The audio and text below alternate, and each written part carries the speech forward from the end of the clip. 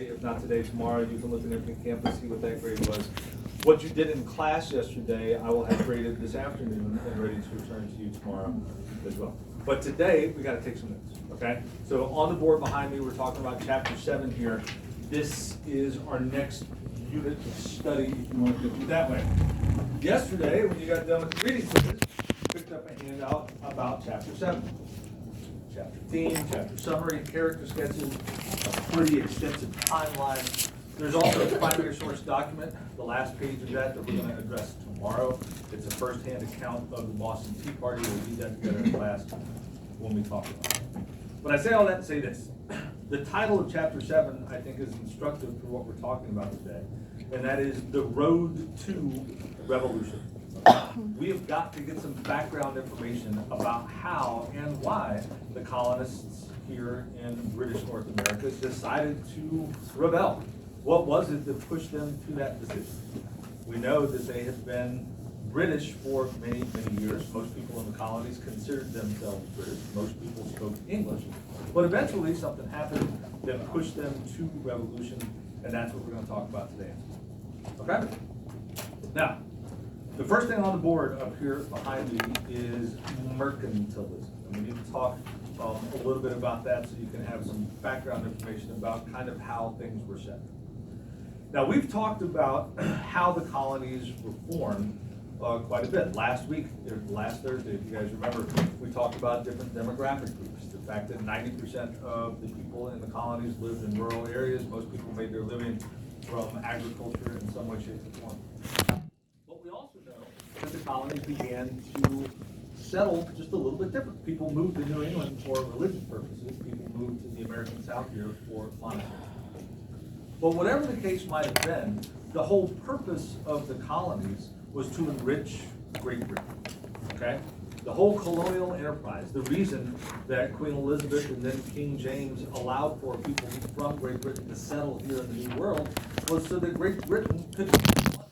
And that played into this right here, mercantilism. This was the kind of defining economic system of the day. Every country in Europe believed in mercantilism. What was mercantilism? It was two things, okay? Mercantilism held two things. Number one, it held that the country with the most money is the most powerful. And that's something that you can probably understand even in today in 2024. You look around the world today, countries that are wealthy, countries that are first world nations, countries that have vibrant and dynamic economic systems are pretty powerful nations. Oftentimes that goes hand in hand with the military, just like here in the United States. Who's got the best military? We do. Who's got the biggest military? We do. Who spends more money on the military than the next 5 countries combined? We do. The United States has the largest Navy in the world. Does anybody know what the second largest Navy in the world is? Air Force? It's the United States Coast Guard. Close. The United States has the largest Air Force in the world. Does anybody know what the second largest Air Force is? It's the United States Navy. Okay? So money and power still go hand in hand, just like they used to back in the 1700s. So how did the colonies fit into this? Well, the colonies were part of this because the colonies did a couple of things for Great Britain. Think about all of those cash crops that we've talked about in here before that were grown in the American South. Rice, indigo, tobacco, cotton, sugar. Those things were sent to Great Britain. They made a bunch of money from them. But the things that were made in the North were sent to Great Britain as well. Lumber, fish, fur. All of these things make Great Britain very, very wealthy. So you might want to write this down in your notes. This is a good way to remember. The American colonies were both a source of raw materials for Great Britain. The colonies were both a source of raw materials, all those things that I just talked about, and they were a market for finished goods. Great Britain manufactured things, and one of their best markets, a place they knew that they could sell a bunch of those manufactured goods, everything from furniture to weapons to clothing, was here in the colonies. So again, the colonies were both a source of raw materials and a market for finished goods. So in this mercantilist world that England inhabited in the 1700s, and again, every other European country believed in the same thing, Great Britain was getting rich. Lots and lots of money coming through Great Britain. So that's one way that we practice mercantilism. The country with the most money is the most powerful. That was the whole reason that Great Britain had these colonies, so they could make more money and become more powerful. The second way was this, and that is that a country should have what we refer to as a favorable balance of trade. And I'll explain what that means here in just a second. Favorable balance, excuse me, of trade. Do you know what that means? Favorable balance of trade? Export more than you import? That's exactly right. Good. Are you in economics? No, I actually remember reading that. Good. That was in the book, that's right. How many of you guys are in economics right now? Anybody? All right. Are you taking it online or are you in Coach Brumlow's class? Online? You taking it online? How many of you guys are gonna take economics online next year? How come? Okay. It's really easy. Economics isn't hard. So just so you know. Pretty much common sense. It's just got its own language. Once you learn that language, it's ridiculously easy actually. I teach economics, Coach Brumlow teaches economics. Might not be a bad idea to take a class. But you're absolutely right. A favorable balance of trade means that a country should export more than they import. If you don't remember what those words mean, an export is something that exits your country, something that you make here and then send someplace else. An import is something that comes into your country, something that is made someplace else, or somewhere else rather, and then you bring it here. So why would, in a mercantilist system, the country with the most money being the most powerful, why would you want to have more exports than imports? What does that mean for you economically speaking? You make more money, right? People have jobs in your country, you're able to sell things to other people, which is better than buying things from other people. And Great Britain was able to do that thanks to her American colonies. All of those raw materials that we talked about, some of those manufactured goods, things like lumber, fish, and fur, those things made Great Britain a great deal of money. Now, to protect that trade, Great Britain passed a series of laws or acts, you can say whichever way you want to. I'm gonna erase this, I'm gonna go with that. Passed a series of laws called the Navigation Acts, or the Navigation Laws. And here's what I really want you to remember about the Navigation Acts. If you remember some of the particulars, that's fine. But what you really need to remember is that these were put in place to protect British trade. Great Britain was making enormous sums of money from the colonies. They wanted to protect that. They wanted to make sure that they continued to make that money. And because the colonies were, for all intents and purposes, British, people that lived here were British citizens, the British government put these rules in place. A series of laws that restricted colonial trade to help out Great Britain, to make sure that they continued to make lots of money. Now, I'm going to give you some examples of what those navigation laws or navigation acts were, and like I said, you don't necessarily need to remember those. But for example, one of the navigation laws said this.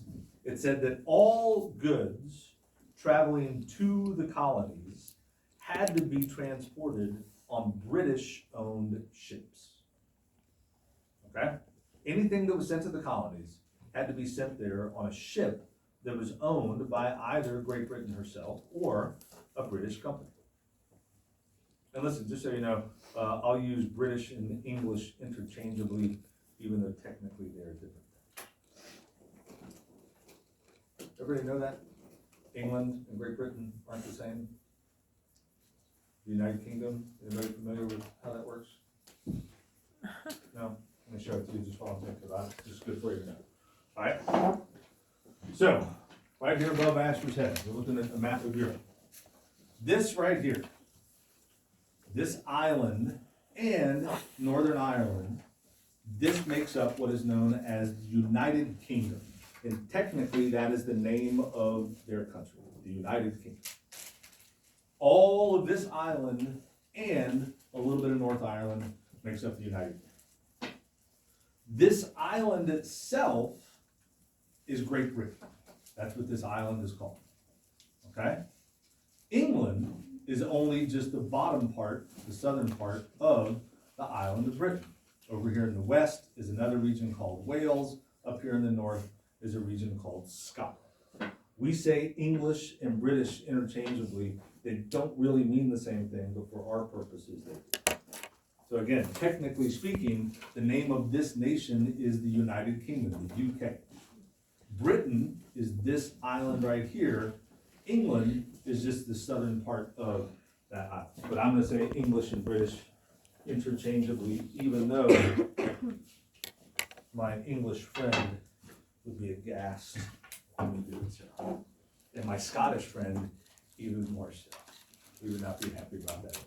Okay? But for our purposes, it means the same thing. English and British. So again, one of the Navigation Acts said that all goods sent to the colonies have to be on ships that are owned by England or Great Britain. Why would that be the case? Why did they want things sent on ships that they own? They can track it. So that they could track it, that's part of it. Taxation is part of it. All in control. They have control, right? And if we're on British-owned ships, that means that the people aboard those ships are British, that means that they're getting paid. Why are we gonna send things on a French-owned ship? Who's getting paid then? France. We don't wanna pay the French. We don't wanna pay the Dutch or the Spanish. So one of the Navigation Acts said that all things sent to the colonies had to be on British-owned ships. It also said that certain goods from the colonies could only be sent to Great Britain. Tobacco is a good example. Remember tobacco, that brown gold that allowed for the colony of Jamestown not only to survive but to thrive, made the British enormous sums of money. They wanted that money all to themselves. So there was a law put in place that said if you're a Virginia planter and you're growing tobacco, the only place that you can export it to is Great Britain. Great Britain could then control that tobacco trade. Why didn't they want you, why didn't they want you, a Virginia planter, being able to send your tobacco to Spain? They aren't getting. They're not gonna make as much money, and they're not gonna be able to tax it. That's the key. But the one that probably made the least amount of sense, these navigation laws, something that we'll talk about in a little bit more detail, said that every single good that went into the American colonies, everything, had to first pass through Great Britain. So anything that was shipped to the colonies had to go to Great Britain first. Now, if this was a French-made good, it's not that big a deal. If it was a good that was made in the Netherlands, it's right there across the English Channel. But we talked last week about something from the Caribbean that people in the colonies bought a whole lot of. Anybody remember what that was? Sugar, right? Here's America, here's the Caribbean. If you're growing sugar right here in the Bahamas, which is only about 100 miles from the American coast, how much sense does it make it to take that sugar, ship it across the Atlantic to Great Britain, and then ship it back across the Atlantic to the American colonies? Does that make any sense at all? No. What would that do to the cost of that sugar if that happened? It would go up exponentially. So Americans bought a lot of sugar from the Caribbean, but they didn't really buy it legally. Because how did that sugar get here? You bring something into a country illegally, what do you call that? Smuggling. And smuggling was about as an American enterprise as there could have possibly been in the 1700s. There was a whole lot of smuggling going on. Not only sugar, tobacco, rice, people, clothing, guns, you name it. Things were smuggled into the United States, or what came to be the United States, into the British colonies all the time, even though there were laws against it. Now, how could that be?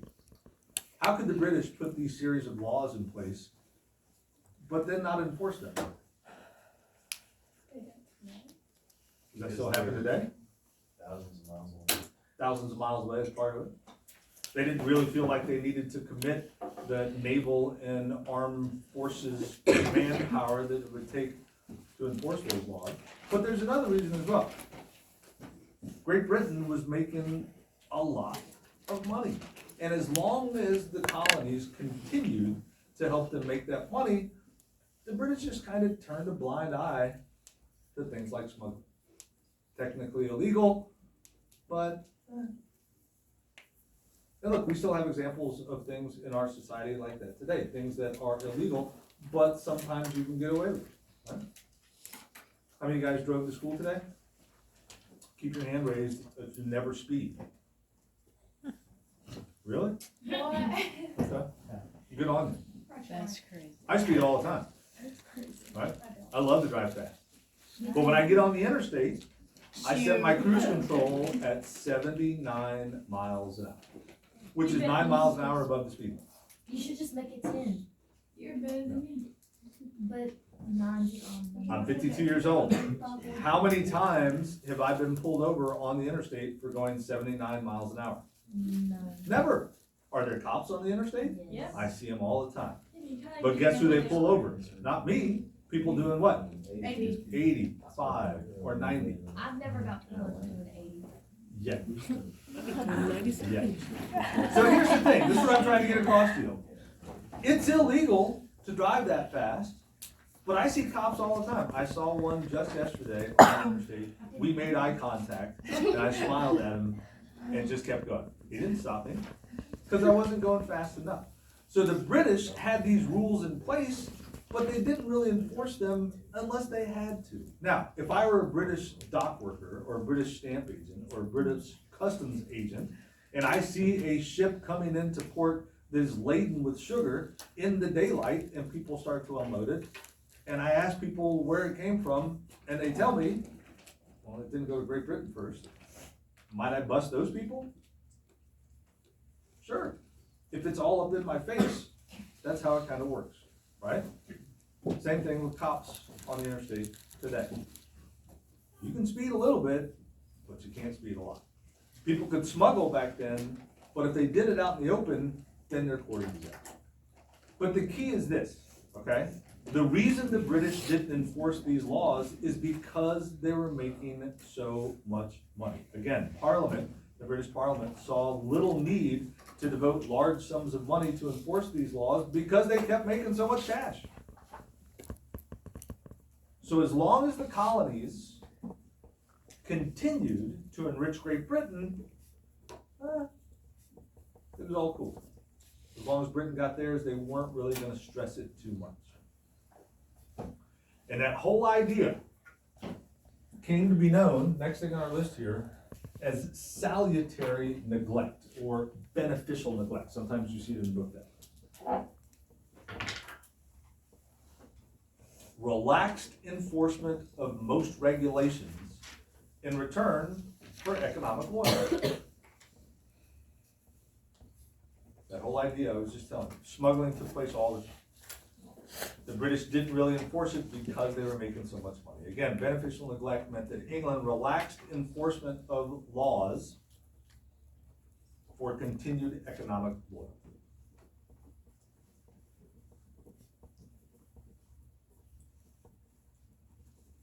But here's the problem with salutary neglect, or beneficial neglect, whichever way you want to say it.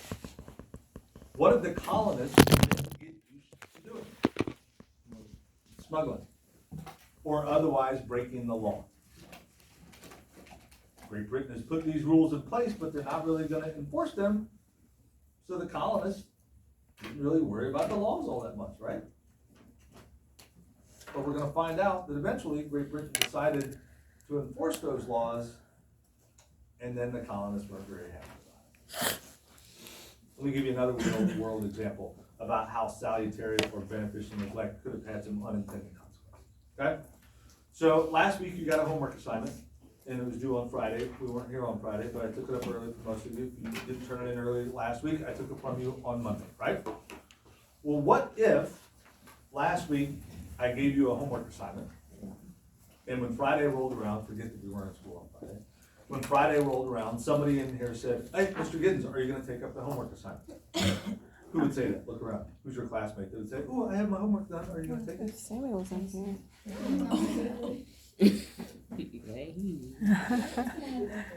I was thinking Reagan, because she asked me when she came in the door.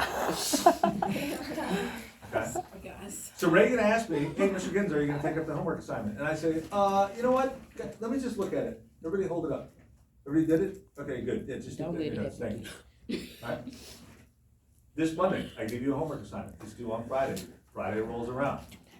This time it's Turtle. Mr. Giddens, are you gonna take up the homework? Nah. Just keep it in your notes, man. I appreciate you doing it.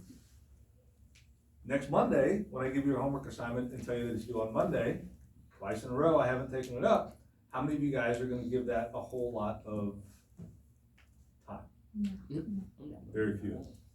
And if that happens 3 or 4 weeks in a row, every time I give you a homework assignment, most of you are gonna go like, yeah, homework. Whatever. And then all of a sudden, one Friday, I'm like, hey, take out your homework, pass it forward. Homework that I haven't collected at all year long. What are you guys gonna think then? What are you gonna call me? Don't say it out loud. Are you gonna be happy with me? Are you gonna be angry with me? Are you gonna be a little confused? What is that? What is his problem? What is he doing? He ain't taking up homework at all. That's how the colonists reacted when Great Britain began to enforce these rules and regulations. And we'll talk about what precipitated that here in just a second. But I want you guys to think about what we're going to talk about next, this whole relationship between Great Britain and her colonies this way, okay? Think about it like this. Great Britain is mom and dad. The colonies are teenagers just like you. Is that funny? Okay. Now, listen, your parents love you. You might not believe that, but they do. And your parents do things that have your best interest at heart. You might not believe that, but it's true. You might not like your parents sometimes, but deep down you love them. That doesn't mean they don't get under your skin. Feel pretty confident in saying in here that pretty much everybody in the room, especially you young ladies, has thought to yourself before, freaking wonder, God, what is your problem? You ever say it out loud? No. Don't. No. I did once. I didn't know my mom was behind me. Terrible. Awful. I'm 52 years old. This was damn near 40 years ago, and it still makes me feel terrible. Because when I turned around and saw my mother, you know what she said to me? This is what she said. I'm very disappointed. Oh, no. I know, disappointed. Oh. Ask me out before you do. Yeah, exactly. She wasn't mad at me. She wasn't angry with me. She was disappointed. And 40 years later, sorry, Mom.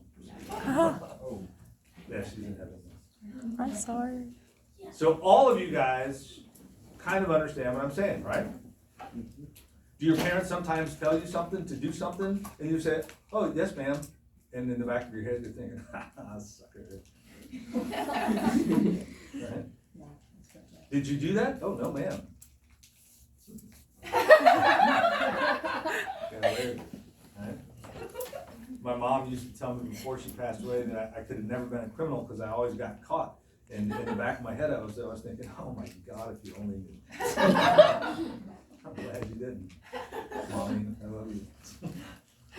So, the relationship between Great Britain and her colonies is very much the relationship between a parent and a recalcitrant teenager. You guys think you're grown. You think you know what's best for you. You think you can do it on your own. You think you don't need any help. You think your mom is a stupid bitch. Don't say that out loud. Your old man. Whatever. Look at him on the couch, falling asleep. Oh my God. When I was your age, before I was your age, my dad was the smartest dude I knew. And when I got to about 14 or 15 years old, he started losing intelligence. Until I was about 20, he continued stupider. And then then when I was about 22, he started to get smart again. I don't know what happened to him in the course of those years. I have no idea why he lost intelligence between the ages of 15 and 22 for me, but he did. Because of me. No. Yeah, so exactly. The colonists, and I can't stress this enough, got used to doing their own thing. Great Britain imposed these rules and regulations, but didn't enforce them. And so the colonists were like, hey, party. Mom and dad aren't gonna be here this weekend. They told us not to have people over. What they don't know won't hurt them. Alright, unintended consequences.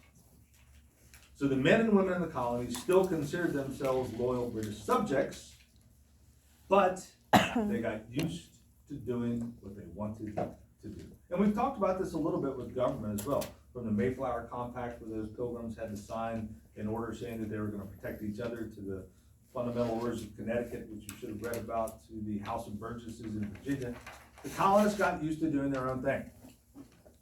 And then when Great Britain decided to impose their authority once again, it didn't go so well. Now, it's 10:24, we're gonna go ahead and take a break. We'll take 10:25 at 10:30.